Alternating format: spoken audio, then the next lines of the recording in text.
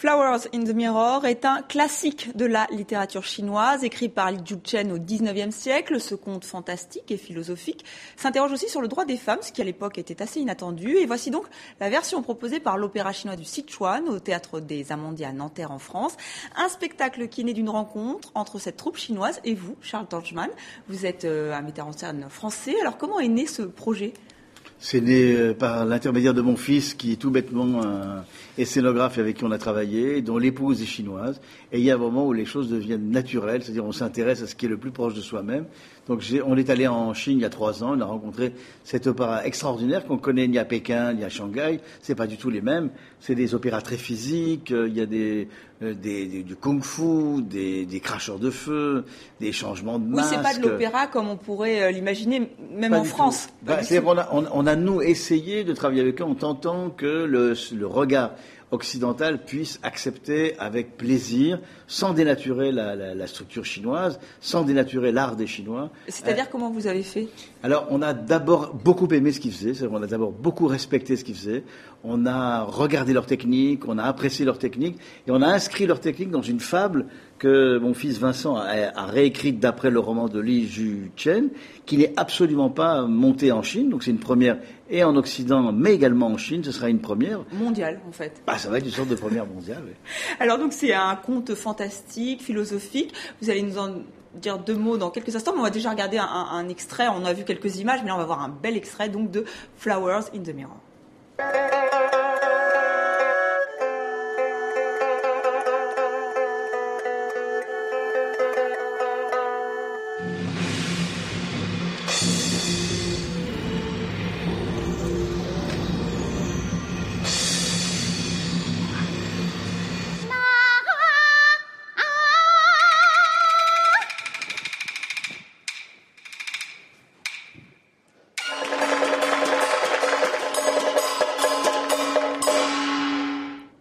Ce qui peut surprendre, parfois, ce sont les voix très aiguës des artistes féminines, entre autres. Parce que les Chinois, en fait, ont été sur de voix plus élevées que la nôtre, en réalité. C'est plus élevé qu'en Occident. Donc, en fait, ils montent plus haut que nous, naturellement. Quand on leur demande de descendre, c'est comme s'ils chantaient déjà très haut. Donc, en fait, ils chantent très haut. Et on a eu beau leur dire, on peut pas un peu baisser les aigus. Ils disent non, c'est comme ça qu'on fait. Donc, on a respecté la tradition de l'aigu, qui, au bout d'un moment, est assez fascinante. C'était facile de travailler avec une troupe. Je crois que vous ne parlez pas chinois, donc avec une troupe chinoise. Je connais, je sais dire à la vôtre, comment ça va, bon appétit. Ah oui, pour diriger des artistes, c'est pratique. Très important parce qu'on mange très très bien dans le Sichuan. C'est la fameuse région du poivre. C'est la région où je crois que c'est une région où on mange le mieux en Chine. Donc on a beaucoup apprécié aussi la nourriture chinoise.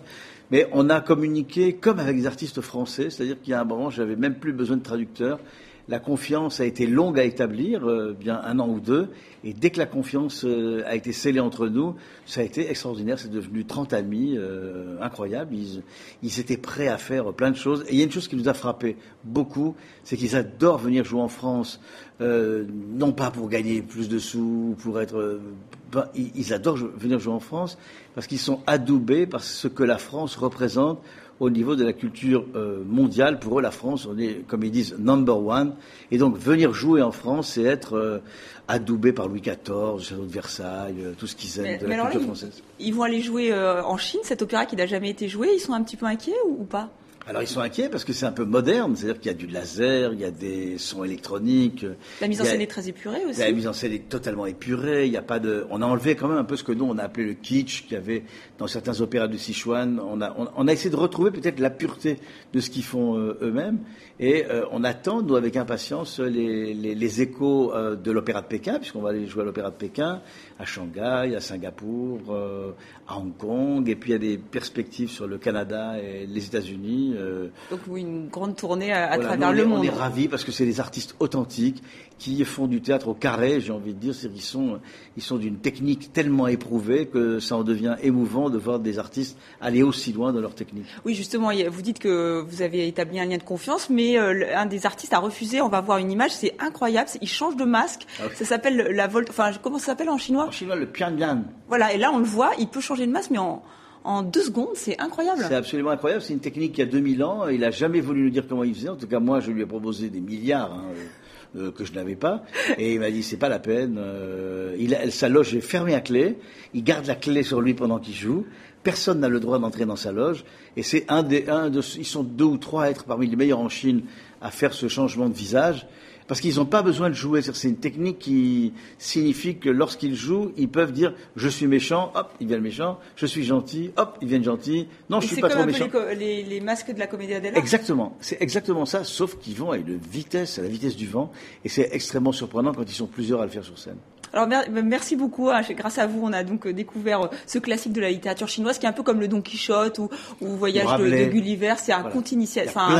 Il y a plein d'histoires. En fait, il y en a un millier dans le roman. On en a gardé quelques-unes. C'est un roman fabuleux, pas traduit en français.